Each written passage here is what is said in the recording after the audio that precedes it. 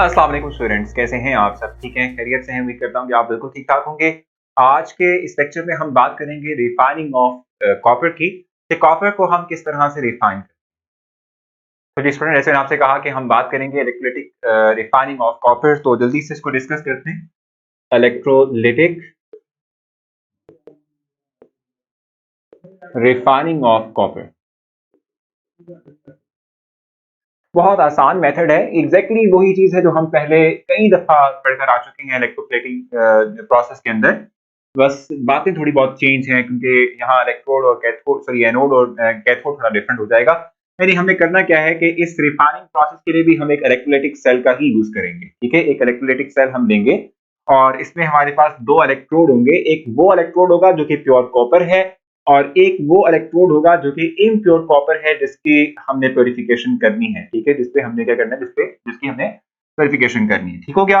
अब हमने क्या करना है कि भाई इन दोनों इलेक्ट्रोड्स को कनेक्ट करना है through a source of current which is battery. ठीक है, और एक को हम पॉजिटिव एंड से, एक दूसरे को नेगेटिव एंड से अटैच कर देंगे। ये हमारे पास आ गया एनोड, जिसको पॉजिटिव एंड से कनेक्ट किया हुआ है। ये हमारा कैथोड है, ठीक है, जिसको हमने नेगेटिव एंड से अटैच किया हुआ है। और याद रखिएगा कि हम इस प्रोसेस के लिए जो इलेक्ट्रोलाइट यूज करेंगे that will B copper sulphate, यानी कि कॉपर का ही हमारे पास क्या होगा, that will B copper salt. ठीक है, कॉपर मेटल का सॉल्ट होगा हमारे पास, जिसको हम, जिसका एक्वस सॉल्यूशन हम एज अ इलेक्ट्रोलाइट यूज करेंगे। ठीक है, अच्छा, अब ये जो हमारे पास आपके लिए इम्प्योर कॉपर है, जिसको हमने प्योरीफाई करना है, ये हमारे पास ये है एनोड, इम्प्योर कॉपर है।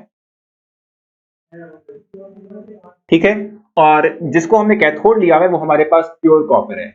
यहां हम कनेक्ट करेंगे प्योर कॉपर को। ठीक है, यहाँ पर हमारे पास क्या आ जाएगी, प्योर कॉपर आ जाएगी। ठीक है जी, ये हमारा अब सेल जो है वो सेटअप हो चुका है। अब इसमें क्या प्रोसेस होगा ये हमें देखना है। ठीक है, होगा ये कि जो एनोड हमारे पास है, जिसको हम इम्प्योर कॉपर कह रहे हैं, यहाँ पर जो कॉपर मेटल है वो आहिस्ता आहिस्ता अपने आप को डिसॉल्व करना शुरू कर देगी इनटू दैट इलेक्ट्रोलाइट। ठीक है, बाय गिविंग ऑफ इलेक्ट्रॉन, ये कॉपर मेटल जो है अपने आप को डिसॉल्व करना शुरू करेगी इनटू दैट दिस इलेक्ट्रोलाइट। ठीक है, यानी कि हम सिंपल कहेंगे कि एनोड सरफेस पे क्या होने जा रहा है भाई, एनोड के ऊपर ये होगा कि कॉपर जो है it will lose electron and will have positive two charge, और इलेक्ट्रॉन रिमूव हो जाएगा। ठीक है, और ये इस तरह से जो एनोडिक सरफेस है, इसमें जो pure copper, impure copper metal है, उसमें कॉपर अपने आप को डिसॉल्व करना शुरू कर देगा इनसाइड द इलेक्ट्रोलाइट। ठीक है, अब क्या है, कैथोड के पास मौजूद है, देखें ना, हम यहाँ पर मैं आपसे कह रहा था कि एज इलेक्ट्रोलाइट हमने यूज किया होगा कॉपर सल्फेट, और वैसे भी हमारे पास कॉपर आयन बन चुका है।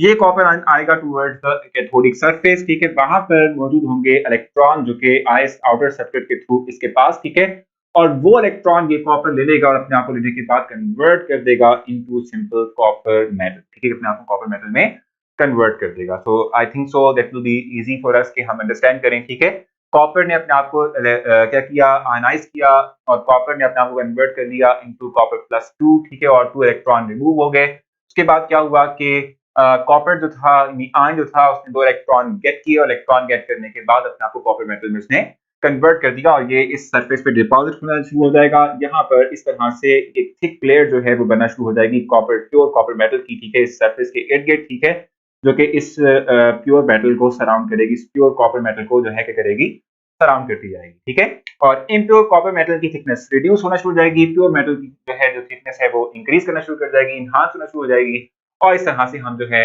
कॉपर को रिफाइन कर लेंगे। सो होपफुली आपने ये पूरा प्रोसेस जो मैंने आपको बताया ये आपने समझ लिया होगा, आसान लगा होगा। कोई मुश्किल रहेगी तो आप मुझसे पूछ सकते हैं।